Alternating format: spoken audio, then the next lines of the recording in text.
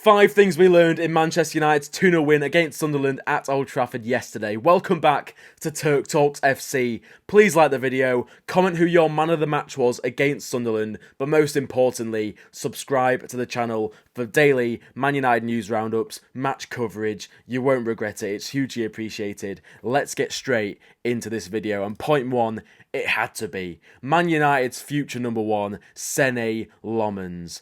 Altai Bye, Inder. Am I right? Come on. Now listen, as far as debuts go, I don't think we could have imagined anything better from Senne Lammens against Sunderland. His first appearance, United's first clean sheet of the season in match 8. Is that a coincidence?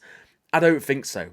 And the reason it's not a coincidence, we finally have a goalkeeper who can catch a football. I can't believe it. Now, this moment, midway through the game, it wasn't as if United were under massive pressure or anything.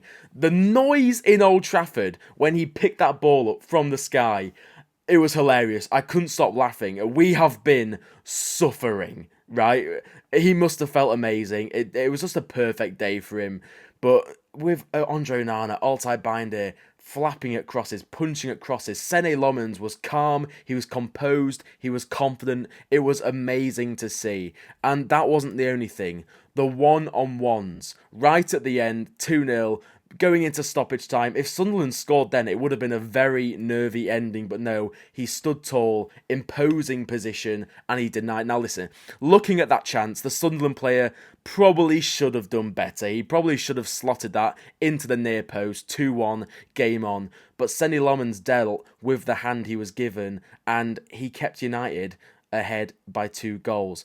This reminds me of Alisson. Now, I don't watch every Liverpool game, but every single time I watch Liverpool, Alisson bails them out in a one-on-one situation multiple times. If we now have a goalkeeper who has the Alisson trait, that is just a monumental upgrade on what we've had. The high claims are one thing, the controlling his area is another, but the one-on-one saves, like David De Gea in his prime, we have missed that so much. Now,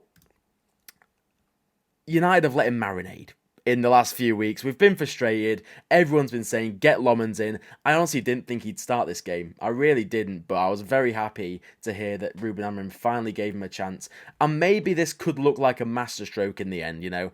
Altai Binder continued his reign of terror or whatever, but now Lammens, he looked primed, he looked ready, he looked confident, he looked desperate, really, to make a name for himself, and he did. He was fantastic. He didn't disappoint, and there is now no excuse not to start him against Liverpool in 2 weeks' time. And now another player we need to speak about, because there were multiple strong performances today. Matthias de Ligt, composed as ever. Ahmad, great to have him back. Ahmad terrorised that Sunderland defence. Mason Mount, really good again. But the player worthy of individual props, it's Benjamin Sesko. Because all I'm going to say, I know who I'd rather have on my team. Look at it. You know, now listen, Arsenal are a better football team right now than Manchester United. If Benjamin Sesko was in that team, how many goals would he have? Victor Gyökeres has been very stinky. Benjamin Sesko just keeps on improving for me. All jokes aside, he was moving me differently today. It's great that we seem to have sort of a fox in the box striker. We haven't had that for a while. 2 goals in 2. He's confident. We just need to keep on giving him surface, and I'm confident the goals will continue. But when I say he moved me differently, I'm talking about away from the goal. I'm talking about his aerial dominance, bringing down Lammens' long balls, the link-up play, creating openings for his teammates.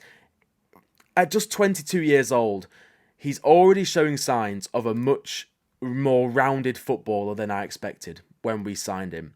And to see Air Sesko right in front of my very eyes at the Stretford end, it was just brilliant. And it's the first of many. And also, notice this after the game, respect to Rasmus Højlund, because Sesko's come in. Højlund didn't want to leave the club. Sesko's come in, he's replaced him. But Højlund, congratulations. He's a good lad, isn't he? Højlund's a good lad. I wish him all the very best. Point 3, Ruben Amorim's system. This was Ruben Amorim ball in full effect. The first goal was a beauty, really. Rounded off by Mason Mount. That touch, the finish, fantastic. But look at this. 18 passes, I think it was, leading to that goal. That's the most in a Premier League game out of all the clubs this season.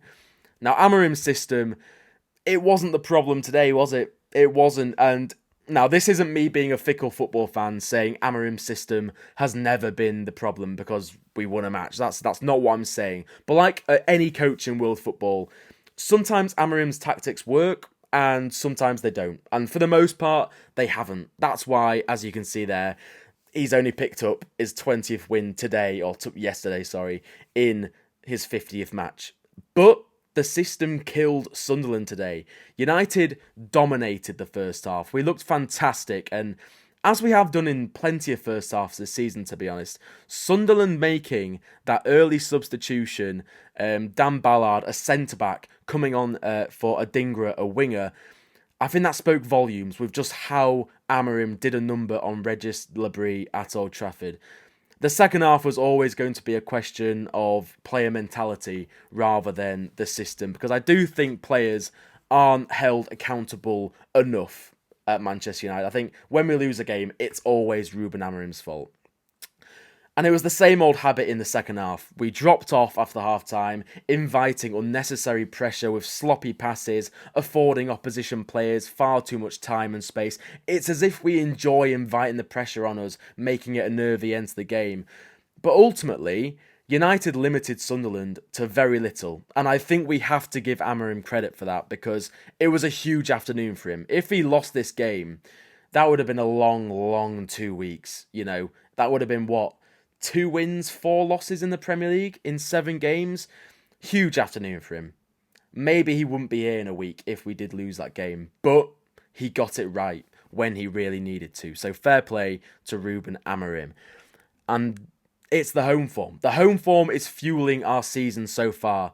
It started obviously with the 1-0 defeat to Arsenal, but we didn't deserve to lose that game at all. United were very good in that match. And since then, we've beaten Burnley, we've beaten Chelsea, and now we've beaten Sunderland. And all this talk about Ruben Amorim not winning back-to-back games in the Premier League, yeah, it's fair enough. But United have now won 3 Premier League home games in a row for the first time since August 2023. That's over 2 years ago. It's something to build on. We do seriously need to fix up away. You know, even the odd draw would be nice. You know, we're losing and we're conceding 3 goals consistently. Like, it's not good, is it? And it's Anfield next. And honestly, I tweeted this yesterday. How poetic would it be if United ended this back-to-back win drought at Liverpool, where we haven't won in 10 years since Juanfield, to inflict a 4th straight defeat on Onslaught? I need it. Bring it to me. Feed me it. And finally, bit of a rogue one, but Joshua Zirkzee. I want to mention this because it seems like no one else is. What is the crack with Joshua Zirkzee? Now, I know what the crack is, and I've actually been banging this drum for months. He doesn't fit the way Amorim wants to play. He is not a Ruben Amorim striker. I think it always would have made, and I'm not just saying this because he scored 2 goals in midweek in the Champions League, it always would have made more sense to keep Rasmus Højlund as competition for Sesko and loan or sell Zirkzee, because Højlund is the Gyökeres mould that he did so well at Sporting under Amorim, right? And Zirkzee is not. He's not really quick. He's a tidy footballer, don't get me wrong, but I've never quite understood the cult following Zirkzee has had since he joined the club. As I say, he's quite a good player to watch, but he's not a striker. And United signed Matheus Cunha and Bryan Mbeumo in his position in the summer. Where the minutes going to come from? And you can see this here. This is this season. 74 minutes in the Premier League across 7 matches. 0 starts. Not even against Grimsby, a League 2 team. Benjamin Sesko started that match. Where are the minutes going to come from? Because United aren't in any other competition. I do fear for Joshua Zirkzee. It's a World Cup year. I wouldn't be surprised if he wants to leave in January, but will United allow that? Because where's the backup? I think Rasmus Højlund would have been a much better backup option than Joshua Zirkzee, because you look at the bench when we're playing with Mbeumo, Cunha, Sesko on the pitch. You look at the bench, and the impact subs are Joshua Zirkzee and Mason Mount attacking wise. Not much pace there to inject into the game, and I think that's why Joshua Zirkzee isn't playing. But anyway, thank you for tuning in to Turk Talks FC. Again, if you haven't already, please like the video, get involved in the comments, and most importantly, subscribe to the channel for daily United content. I'm enjoying this so far.